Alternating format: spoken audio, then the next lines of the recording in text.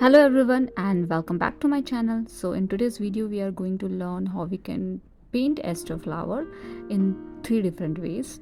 So in the previous video we have learned how we can draw all these Aster flower, and if you know how to draw you can simply draw it and put some color over it and it's fine. I'm using 320 GSM watercolor sheet. So let's start with the first one. I'm going to keep everything very simple so that even if you are a beginner you can paint any of them. So I'm going to start with the difficult one. So this one is like wherein you need to think about the size, shape and the perspective, all those things. So you know how to draw, you know what kind of circle or oval shape we needed for what kind of perspective. So likewise I'm creating a guideline for myself so that I can create some flower based on that particular perspective. Because we have already learned how we can create the center part of the flower and the petals, so I'm not repeating the same thing, but you can refer to my previous video. I can give you a link into a description section. Now I'm using very smaller size 2 round brush, and with the help of light shade of purple I'm creating all the petals. These petals should be smaller and fine petal, and I'm going to use two different color, that is purple and pink. So that's why I'm keeping the first layer little lighter, and then once my first layer gets dried I'm going to do some overlapping with some dark shade. Because of the perspective you will see different angle of the flowers. So whenever we create something in group we should take care of perspective. It's very important that in the group we should have all the flowers in a different perspective, otherwise it won't look good. So creating different perspective is important. Likewise I have created one little bit tilted towards left side. This one is very different perspective.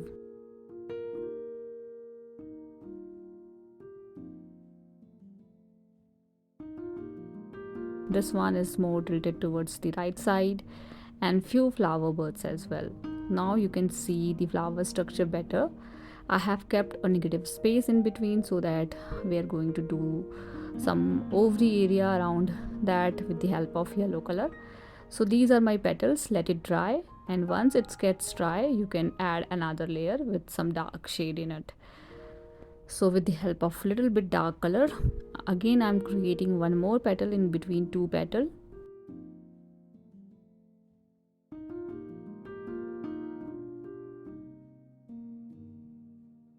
You can see the flower structure better. Now I'm going to repeat the same thing throughout my flowers, and that's all we need to do when it comes to the Aster flower.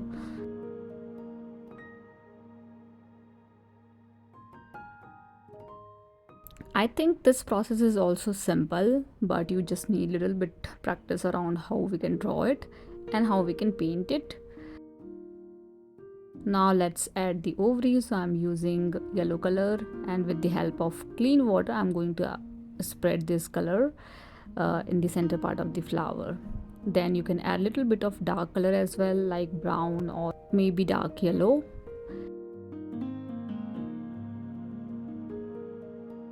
Once done with the flower you can add stems and leaves. The flower is also simple to paint as well, but sometime when you are a beginner these things looks very difficult.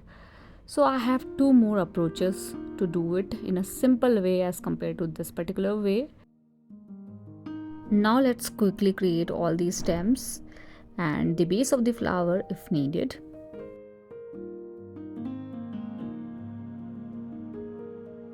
So now let's create the leaves. We are done with the stems.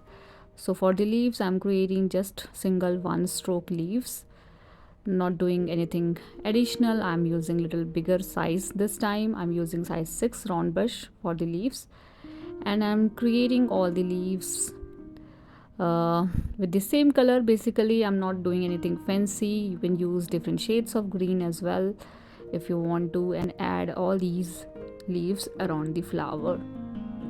Now you can see this is looking much better. Now you can see we are almost done with the flowers, leaves and stems. You can add more foliages around the base of the group, but these things are additional.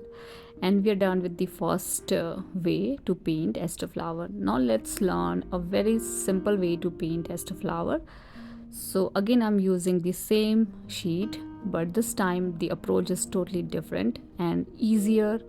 And if you want to do it during last minute, or you want to create any greeting card, you can use this particular approach.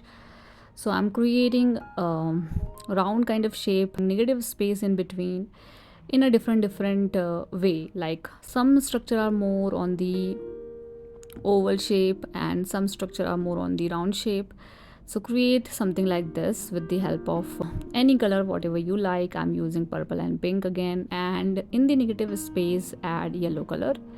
So overall this is our flower. We are not thinking about the petals, we're not thinking about the structure. We just have created a small round and oval kind of shape, and keeping negative space so that we can add the yellow color in between.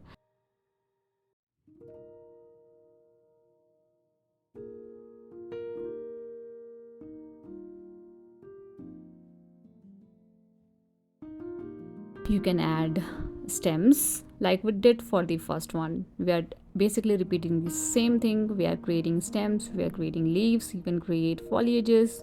If you want, you can add more flower bird or different flower structure as well if you like to, but I'm not doing anything like that. I'm keeping it simple. I think this particular process is the simplest one among all the three processes which I'm going to show you today.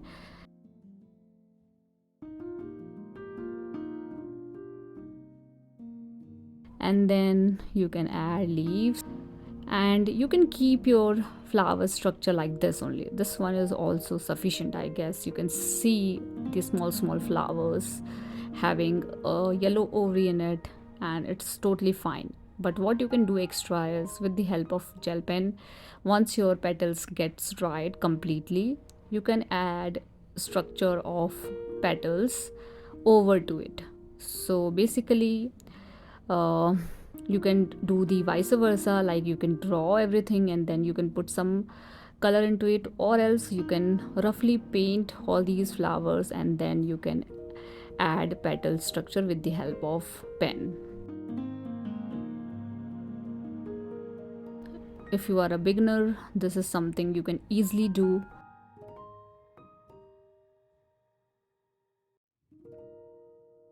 I'm going to repeat the same thing throughout my flowers.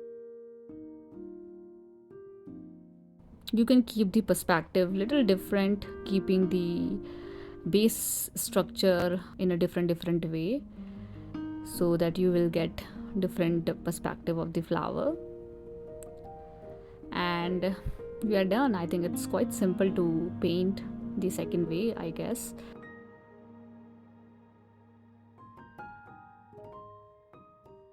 And you can also trace little bit of stems, you can also trace leaves, or you can add additional leaves as well in between, so that everything should be in symmetry.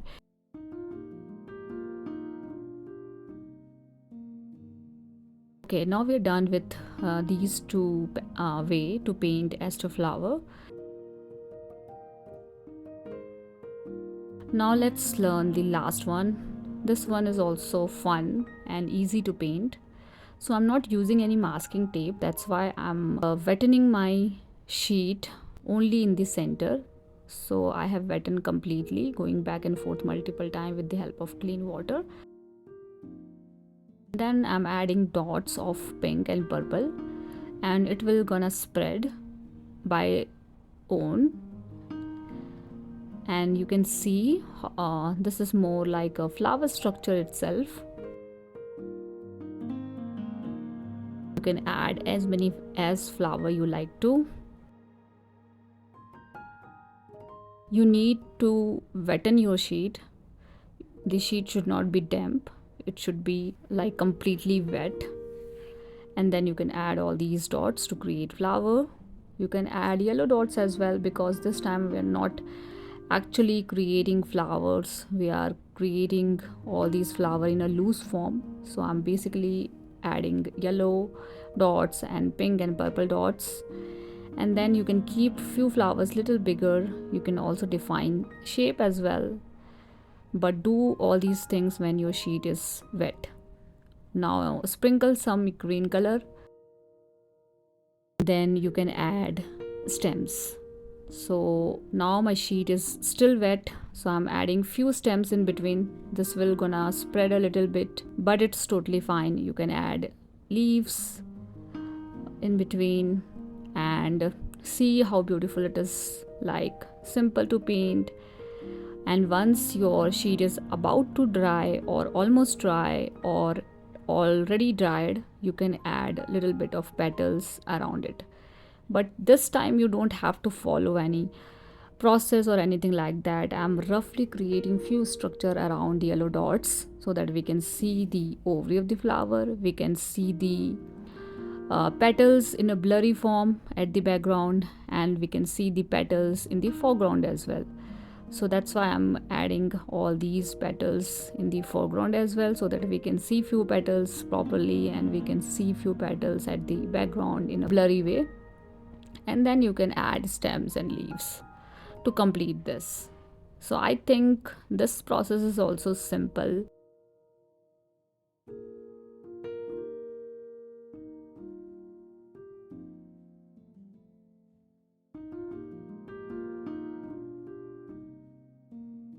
You just need to wetten your sheet and just apply some color into your sheet. You can create some structure once your background gets dried, and we are done with third one as well.